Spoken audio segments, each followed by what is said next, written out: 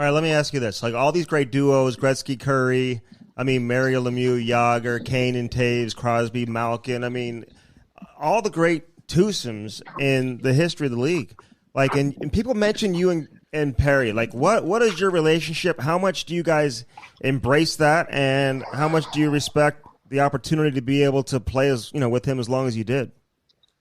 Yeah, it was awesome. You know what? I've always said me and Paris, became best friends and still have a great relationship today. I just talked to him 2 days ago, and it was so fun to be able to go through that with somebody. We went through all the ups and downs of winning and getting sent to the minors and all that kind of stuff. And I think it just made both our lives a lot easier. Those people that don't know about players going up and down, sometimes it gets lonely when you're in a hotel all the time. And it was just nice to be able to go through that with somebody and kind of grow as a player and complement each other on the ice too. So, which was a fun thing. I mean, he did get me in a few more fights than I probably needed to at a younger age, but that was part of it. No, I wanted to kill him, Ben Jr. So bad. I love watching him. I love watching him play too. I mean, love him, but watching him the last couple of years now, being in the Stanley Cup final, like, does that give you the itch a little bit?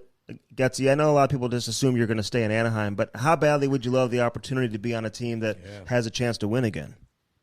Yeah, that's what I've been going back and forth and talking out with my family, all those kind of things, is that it definitely has created an itch for sure, seeing what he's been able to go and do and be a part of in other organizations and kind of see how the hockey world is outside Anaheim. So, yeah, we'll see how it goes. Obviously, I got free agency starting on Wednesday here, and me and my wife and my kids are going to take some time and talk through it all, I'm sure. So I've never been a free agent before, so it should be fun. Oh, we're excited to see what happens. I think I know how this explanation is going to go, or the conversation is going to go with your wife. She's going to be like, well, we lived in Anaheim, which is 72 degrees every single day and sunny. But Edmonton wants us. She's probably like, I ain't fucking going there, homeboy. Like, is that how it goes down?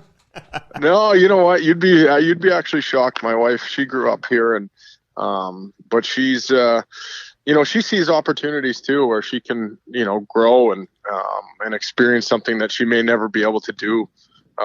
It's different when your job forces you to go somewhere else as opposed to just making a decision to, hey, we're going to up and move to somewhere. So she's been very supportive. We talked a lot, obviously, at the trade deadline last year, and so we'll see how it goes. Okay, so how close were you to get moved at the deadline? Because you kept hearing about Vegas and whatever. Yep. And how much longer you want to play, Ryan? How much hockey you have left in you? I don't know. I'm going to take it a year at a time. Last year was so miserable.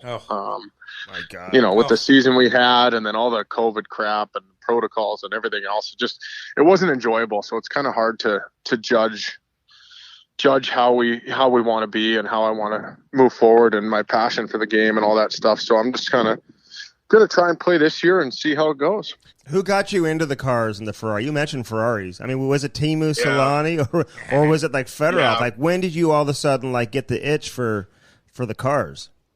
Yeah, well, I always loved cars. I've always driven things and stuff. I drove motorbikes and all that kind of crap growing up. But Teemu's really been the biggest influence, I think, off the ice as far as, how to enjoy life, how to be, enjoy Orange County, all that kind of stuff. Teemu got me into cars, cigars, golf, all that kind of stuff. So, well, cars, like, if you live in Anaheim, you could drive whatever the fuck you want, Andy. Like, you're not living in Saskatchewan. You can't have a Ferrari up there, baby. So I remember watching you roll in with like 26-inch rims on a Bentley. Yeah, I've had some pretty cool cars. I've been pretty fortunate over the years, that's for sure. Okay, so how long do you hang on to them? Like, are you flipping them out like left and right, or like you hang on to them? Right? How many cars will you have at once? Well, I was fortunate enough. I ran into a couple guys. I invested in a car dealership for a little while. So I used to just take cars home from the dealership all the time. So I had a lot of different. I only ever bought. I owned. I had an Aston Martin DBS, a Rolls Royce Ghost, a few cars like that I had that were mine for a while. But normally, after in the last 10 years, I've just been taking cars home from the dealership and been fortunate that way to kind of I usually keep them for a week and a half or so. And then unless we sell it, then I send it back. Yeah, I usually keep them for a week, and I give them away because I give to charity. Is that what it is? Yeah, because it is what it is.